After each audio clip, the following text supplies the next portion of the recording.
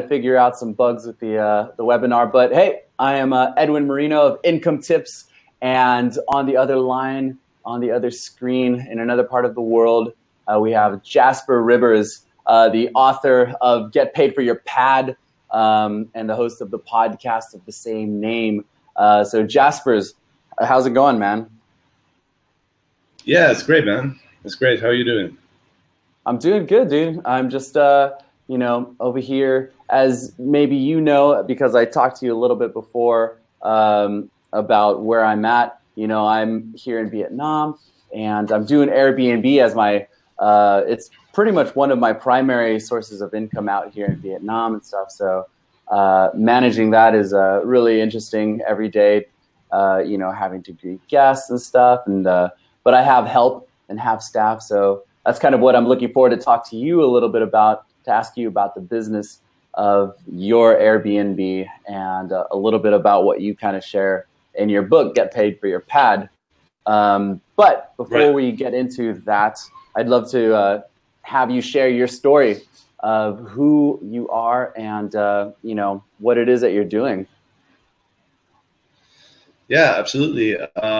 So I used to work I was working in Chicago, and I was renting out my apartment in Amsterdam to long-term renters.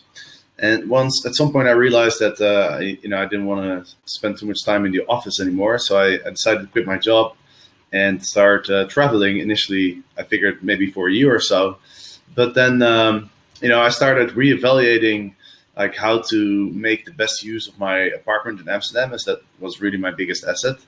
And so I came to the conclusion that long-term renting wasn't really a good option because of three reasons. First of all, the return on investment wasn't great, and secondly, I wasn't able to stay in my own house when I was in Amsterdam. And the third thing was that in Holland it's very hard to get people out of your house once they live there. So I figured, if I ever want to sell it, or if, let's say, I want to move back to Amsterdam, or I have a different purpose for my house, then I might be stuck with some renter. And so it seemed that Airbnb would solve all those three issues. Like short-term letting is more profitable, so I'd be making more money, and I was pretty much living off the income that my house provided. I wasn't really making any other money at the time, so it was really important for me to sort of maximize my income from that asset that I had. And also, Airbnb hosts are pretty much guaranteed to leave. And the other thing was, I could just block the calendar when I was in Amsterdam so that I could stay in my own house whenever I wanted. So that was really the reason why I started doing Airbnb in 2012. Back then, there was very little information out there. The only information I could find really was on the Airbnb website. And so I kind of had to figure everything out myself. And, I remember I took a lot of notes as I was going through the process of figuring out how to sort of optimize my listing and how to make sure that the guests have a good experience, etc., managing everything. And, I made notes. And so later I had the idea, I might as well turn it into a book. So that's what I did. And 2014 published the book, and it's been going great since. Yeah, it looks like it, man. I've been listening to your podcast for quite some time, and you are now known as like the go-to Airbnb guy. And it's, surprising because you're right. It's still, in a lot of ways, there's not a lot of information out there about Airbnb. It's only now people like you and others are kind of like sharing that information and stuff. But before we get into all of the that business that you've created around Airbnb, you've talked to, I don't know how many different Airbnb hosts from around the world. So you have a lot of insight now, even though you might have started off your business. There's a lot of people who are tuning in who are looking to make extra income. They might not be able to rent out their entire place, but, there's tons of other hosts who, you've talked to. And I kind of want you to share a little bit about how it's possible for somebody to actually get paid for their pad. So first of all, who is Airbnb? Who would you say, in your opinion, Airbnb is good for? Like, who could leverage it the best? Well, pretty much anyone who has a spare space, whether that be a couch, an airbed. That's actually how Airbnb started. And or a room or an entire house, apartment. I mean, there's all sorts of stuff on Airbnb. People are renting out their tree houses, their caravans, their RVs. I mean, there's Yeah. castles on there. I mean, pretty much anyone who has a place to live can do it, even if you're renting. And that means that unless you live on the street, you can use Airbnb. And I Yeah. guess you could even, I mean, if you live on the street, you could even, just for fun, you can create a listing and say like, hey, I have the experience of, you know, experiencing what it's like to live on the street. I'll rent out my carton box or something. I don't know. It's not out of the question, man. Airbnb has their experiences now, so you can provide the hobo experience. Yeah. Exactly. Yeah. Yeah. Exactly. uh, Yeah. I'm gonna try that actually. Why not? The the Yeah, I hobo mean that's the, tours. that's the, that's the thing that I love about Airbnb is that it empowers individuals to do lots of cool things with the money that they make. I've heard so many different stories of people preventing their home from being foreclosed. And I know a girl in Amsterdam who works at a startup, and she's only able to do that because she rents out her bedroom, and then she sleeps on the couch herself. You know, I mean, if it wasn't for Airbnb, she wouldn't be able to do the startup, right? I've talked to people who cover their medical bills by renting out their room. If you're really in sort of like backed up in a corner and things are not going great, let's say you're renting a place. I mean, you could just put it up on Airbnb for a weekend or something and stay with friends or stay with your family. It's kind of like you could use it in so many different ways. That's kind of like a last resort sort of option, but still, Right. at least you have the power to do something. Yeah, that's actually funny because you mentioned staying at another place. And to be completely honest with you, when I moved here to Da Nang, Vietnam, to start, I wasn't really sure Airbnb was going to be something that's sustainable. I kind of just saw it as a way to make a little bit of extra money so that so it can help me with my rent. I was just thinking, oh, maybe I can like lower my cost of rent. Um, but I eventually decided to just try renting out the entire place. And because I found that, you get a much higher return, or you could charge a much higher daily rate when you rent out the entire place. And what I would do is I would then use that money that I've made because there's hotels nearby that charge like $10 a day. And at the beginning, I was charging like $50. So I figured, okay, Hmm. like, $10 of that I can just use to pay for the room at the hotel. Then I profit Yeah, this much. And I was doing crazy things like that. So yeah, thinking unconventionally is definitely a way that you can use yeah, Airbnb, I think, to make extra income if you don't have a house to rent out, you don't have a vacation home. I'm a proponent of renting out entire places. I mean, I started a property management business here to manage out, and now I work with other owners who don't really know how to use Airbnb, but they have a really nice house that they invested in or a vacation home. Um, yeah, and that's great, but you can also just rent out your room. That's something I never even thought about before. Yeah, you can totally just like if you're going to family member's house for the weekend, hey, just put it up on Airbnb and see if somebody wants to stay. yeah. But yeah, those are great ideas. um, but in your experience now, going back to what you've done, you have always rented out your entire place, is that right? That's right. Yeah. And when you would rent it out, you would travel. How did you make that work? How were you able to travel and rent it out? Like, were you just leaving the keys, or did you have help? Did you have like friends and family or hired help Hmm. to manage it? Yeah. I had a cleaning lady, and I proposed to her. I asked her if she wanted to manage my apartment while I was away, and she was very excited about that. She likes meeting people, and she's very hospitable. She's a very warm, good-hearted person, And so, we basically made a deal. I paid her I pay her more, not just for the cleaning, but also for doing the check-in, doing the laundry, and also for being on call if there's any issues with the guests. So it's a great arrangement that's been working really well for the both of us for 4.5 years now, and Wow. it's great because I really don't have to do much myself. The only thing I do is I do the communication, Hmm. but she does all the work on the ground.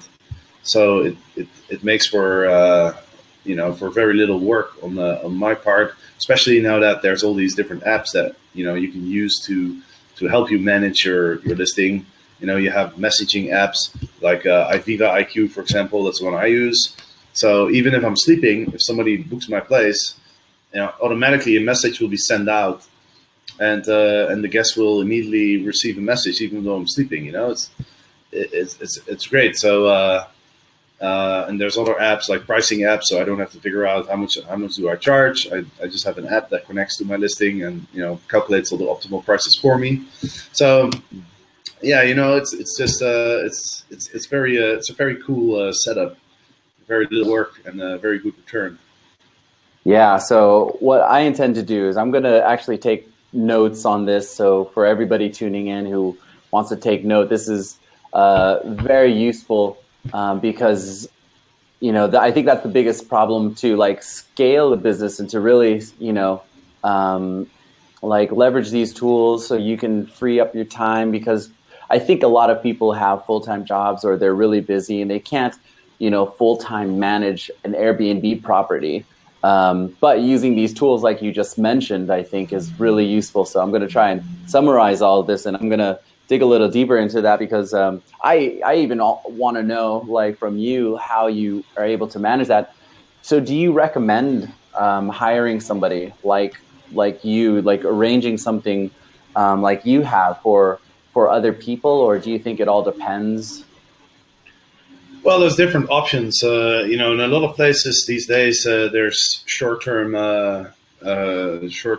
vacation rental management companies, or whatever you want to call them, but basically something similar that you do, right? Where you manage Yeah. other people's listings, and Mhm. and a lot of these companies have been popping up, and some of them aren't even companies.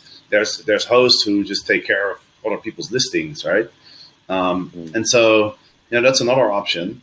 You can either you can use a sort of a company to take care of everything for you, and they typically charge anywhere between like 20 and 40%, I'd say, depending on what exactly they do and maybe how much you're making. But that could be a good option as well. But the only thing is, you want to do a little bit of research before you do that, because then you kind of like give away all the control, right? You let them do the Airbnb listing, you let them do the messaging, and so if they don't do a good job, then you're kind of screwed. So you have to be Mhm. a little bit careful with selecting the right company. But if you, I think for me, having one person works really well, because that way I get to keep a larger percentage of the revenue. You know, Mhm. um, I pay my cleaning lady 80 euros per check-in, which makes for maybe around 10% of my yearly revenue, and Mhm. so I get to keep 90%. Versus if you have a company that manages it, you probably get to keep like 80 or 70% or so.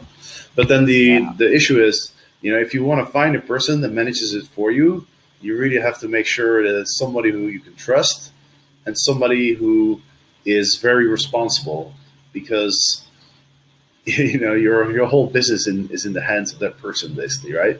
I mean, if that person doesn't show up when the guests arrived, then you have a problem.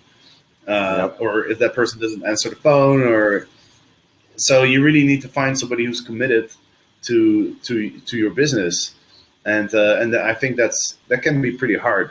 It's not something that you want to just have a friend or a family member do for free.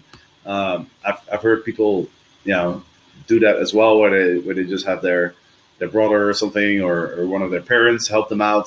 but I don't think that's a sustainable option because, it's a lot of work, and it has to be done really well. Your place has to be completely spotless. Cleanliness is one of the most important things. The number one complaint in the hospitality industry is that a place isn't clean enough. So you can't just rely on a friend or a family member. You really have to be professional about it and pay somebody to do it well. Because if you pay somebody, then if it's not done well, then you're in your right to tell that person to do a better job, right? If someone's just doing you a favor, then it's kind of hard to say, hey, I know you're doing me a favor, but can you do a better job? Yeah. So that brings up a few things. First of all, when you chose your cleaning person, were you there I'm guessing, of course, you were probably there on the ground before you gave full control over your place. Am I right in assuming that? Oh yeah, absolutely. I mean, I already knew her for about 5 years because because I already had the apartment for 5 years before that. But first I was living there myself, and then later I was renting it out to long-term renters. So I already knew her for 5 years. I already knew she did a good job, that she's a great person. So for me, it was kind of a no-brainer to ask her to get involved. But yeah, I definitely wouldn't just hand this over to a person that I've never met.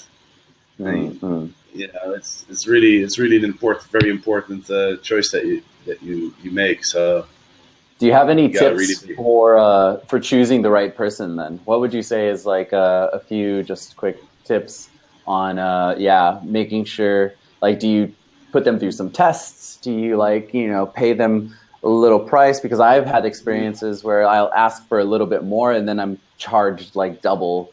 And I'm like, but it's not clean. I'm paying you to clean. And so, so what are your tips? Well, I'd say, first of all, find somebody who's very responsible, right? Who views this job who's very professional about it. I mean, in my case, it was easy, right? So I never had to really look, but the person has to be really responsible. You can't take a sick day or something, because then the guests are they can't get into the house. I would say probably if you find somebody, I would say put the person on a trial. Just say like, okay, let's do a couple check-ins and see how it goes before you commit. And you want to get some references. So if I had to find somebody now, I would ask all my friends. I would ask them, hey, do you know a good cleaning person? Do you have a cleaning person? Does somebody clean your house? Is that person doing a great job? And then just kind of ask around and maybe interview a few people. And really, I think one thing that's really important is you gotta really explain how important this is, because it's different. An Airbnb turnover is different from a regular cleaning. So, if you live somewhere, the cleaning lady comes, the cleaning person comes and cleans the apartment. But with Airbnb, there's other things that you have to do, like the beds have to be like perfectly made. There should be a few towels in the bedroom ready to be used by the guests. You have to take into account how many guests are coming. If it's 4 guests, just put 4 towels out, right? Maybe put like a little welcome package. Maybe there's a 5th person, and you have to put the airbed in the living room, right? So, there's other things to consider than just the cleaning. It's really preparing the house to receive the guests, basically. Right. Okay. So you can't really expect if somebody doesn't know Airbnb, you can't really expect that person to know all this stuff, right? So I think it's really important to give that person very detailed instructions of what has to be done and how you want things, and really explain to that person that your reviews are the backbone of your Airbnb business, right? If you get bad reviews, you're pretty much out of business. And so you really have to explain, okay, the place has to be absolutely spotless, because otherwise I'm going to get bad reviews, and then my Airbnb business is pretty much gone. So you have to make sure that the person really understands where you're coming from and understands the importance of their job. Yeah, right. Just a quick little side note for anybody who's looking to ask some questions, please post them in the chat, and then I will go ahead and mention them, and we'll get those answered here. So yeah, just throwing that out there. But all right, just continuing on. I also want to talk about a little bit more about what we both do with why we do short term versus long term. And there was a few people who were asking about real estate and investing, and we're involved in real estate. Actually, the my buddy who initially kickstarted this whole Instagram income tips account is in real estate and is using Airbnb to really increase, the cash flow of rental properties. And so, I want to talk a little bit more about increasing. Like, what are your thoughts? Like, why did you choose short term versus long term? Especially because out here, actually, the culture in Vietnam is long term is very common. It's easy. You just get somebody to pay for the long term. But it might be a little bit different over here because people tend to pay like in every 6 months, like for 6 months in advance. But maybe somewhere like in Amsterdam, it's by month.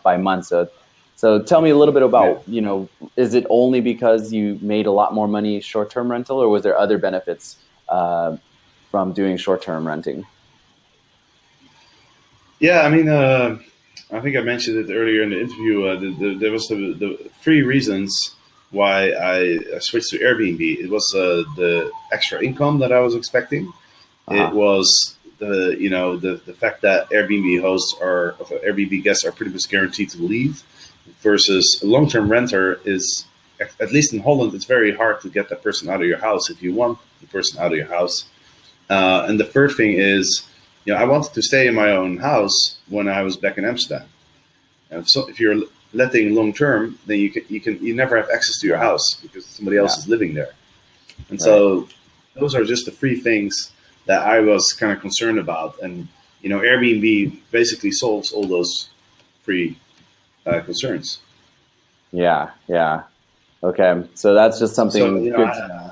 I'd say, look, Airbnb hosting, you get a better return on investment, but there's more work involved.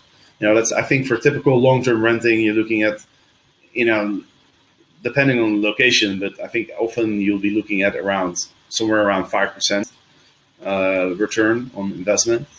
I think that's quite typical. And for Airbnb, I'd say you're looking at more at like the 8 to 10% range.